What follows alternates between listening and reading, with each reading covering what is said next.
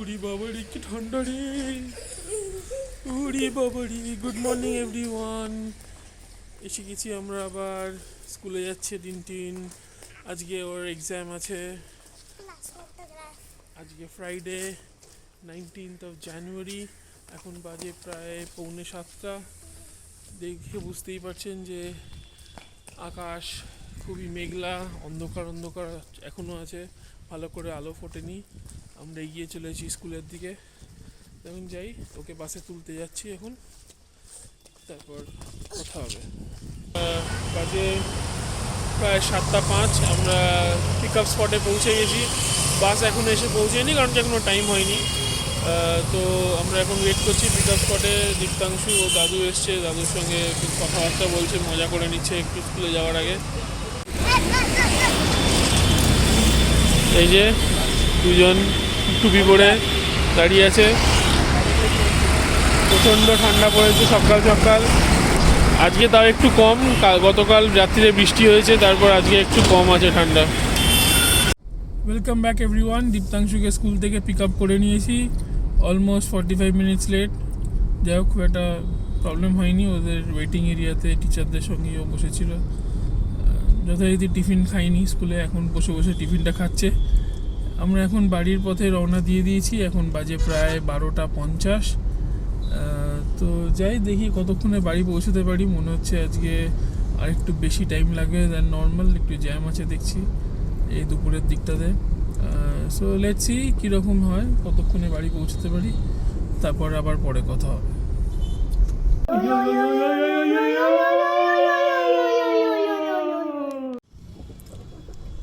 Welcome back everyone. আজকে round 2। আজকে আমাদের সেকেন্ড ইন্টেরিয়র ডিজাইনারের সঙ্গে কথা বলতে যাওয়ার পালা। তো আমরা এখন যাচ্ছি হাজার ওখানে। এখন বাজে প্রায় 5:15।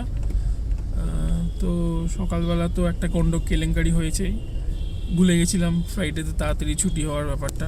তাই অনেকক্ষণও লেট করে স্কুলে গেছি ওকে আনতে। তো যাই হোক, ও ওয়েট করেছিল দীপ্তাংশু, তো হয়ে গেছে সেটা। তো এখন যাচ্ছি বিকেলবেলা ইন্টেরিয়র ডিজাইনারের সঙ্গে কথা বলতে, দেখি কথাবার্তা কেমন হয়, তারপর আবার কথা হবে।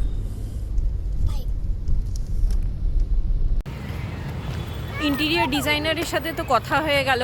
এখন খিদে পেয়েছে, তাই আলিপুর মিউজিয়ামে এসেছি, কারণ কি এখানে আমি কখনো আসিনি।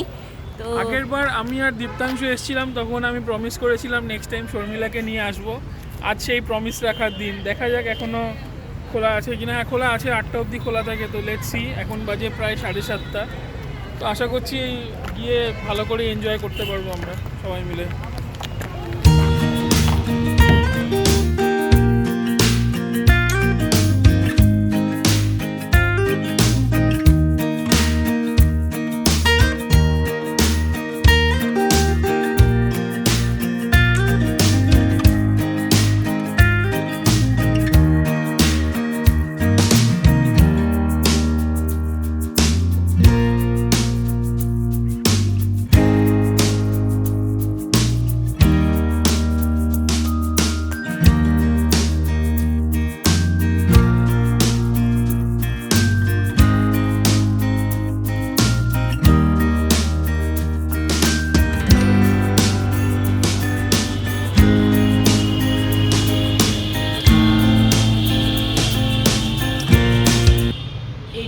এন্ট্রান্স।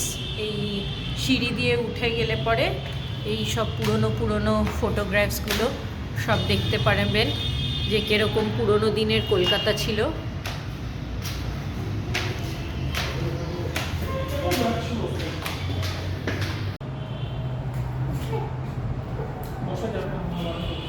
ডার্টি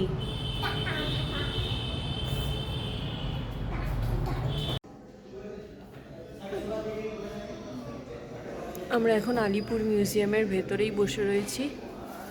তো এই হচ্ছে ভেতরের অ্যাম্বিয়েন্স, আর এটা হচ্ছে বাইরের দিকটা।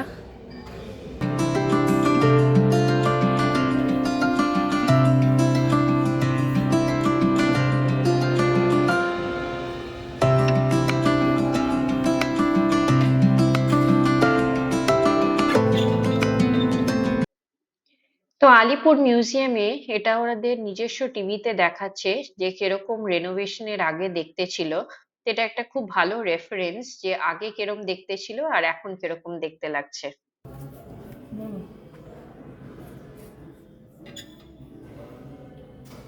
ভেতরের অ্যাম্বিয়েন্সটা বেশ ভালোই।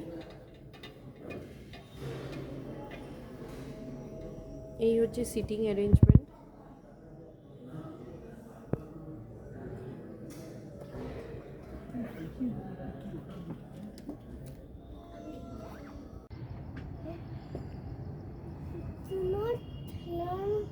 Lin on the glass. আমরা যেদিন গেছিলাম সেদিনকে এই দরজাটার লক ছিল, কারণ কি এখানে কাজ হচ্ছিল তখন লিফটে।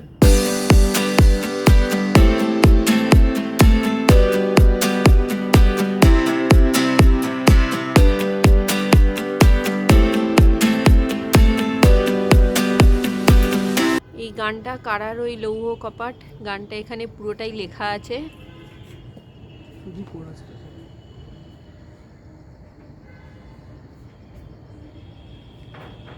ভেতরটা এরকম দেখতে লাগে আলিপুর মিউজিয়ামের পেছন দিকটা।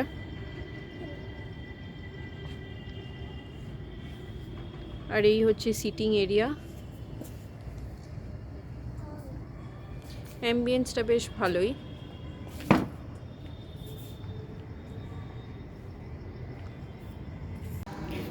দীপ্তাংশুর জন্য ফ্রেঞ্চ ফ্রাইজ এসে গেছে। ও ফ্রেঞ্চ ফ্রাইজই খেতে চায়, যেখানে যাবে সেখানে শুধু ফ্রেঞ্চ ফ্রাইজ খেতে চাইবে। নাও খাও ফ্রেঞ্চ ফ্রাইজ। গরম আছে। গরম আছে? বাবা খাবে। ছেলের নামে বাবাই চালাচ্ছে।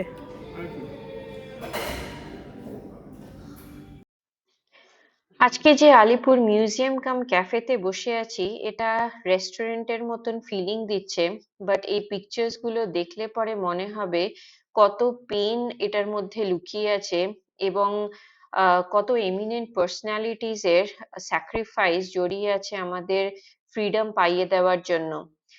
এই যে যেমন এই পিকচার্স গুলোতে দেখলাম জেল, এই ফাঁসির মঞ্চ, so this will serve as a memory.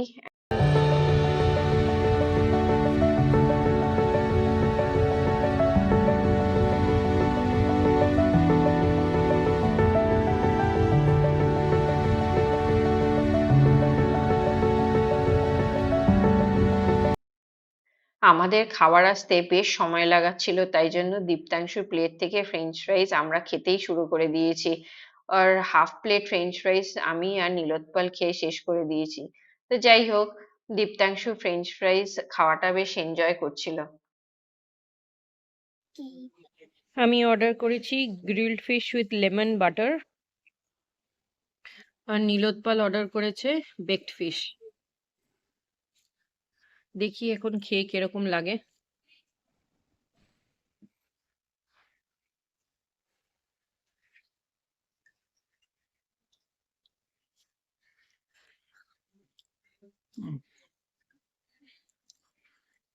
It is nice.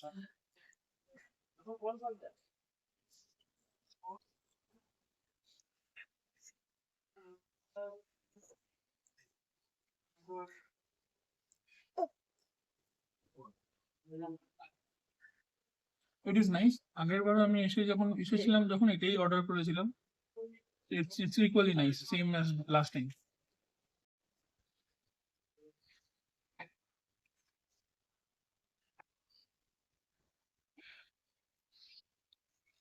ভালো, ভালোই খেতে। ব্রেডটা টোস্ট করে দেওয়া আছে বাটারের সাথে।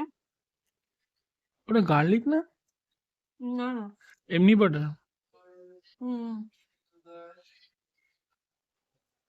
আর এখানে কিছু কর্নস দিয়েছে, স্টিমড ভেজিস।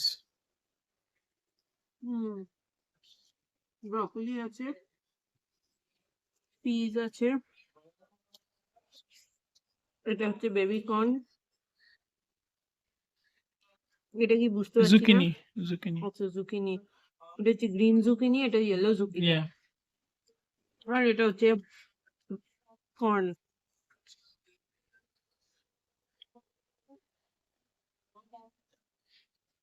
এখন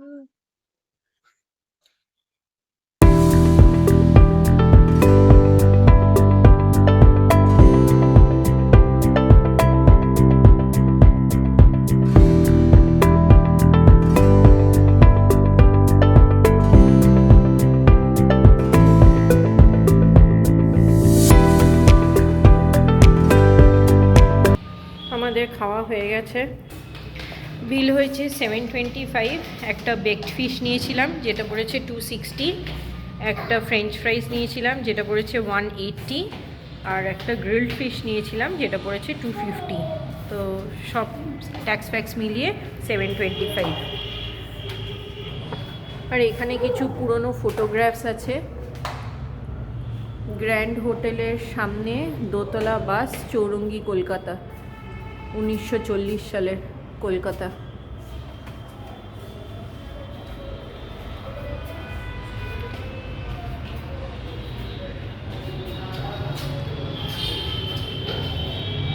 এসপ্ল্যানেডের পুরনো দিনের চেহারা।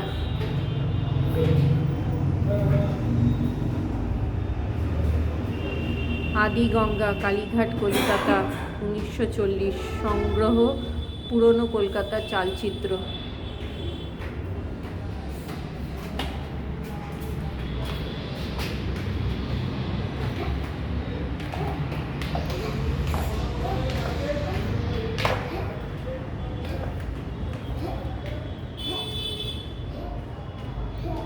পুরনো দিনের সেই দোতলা বাস কলকাতার।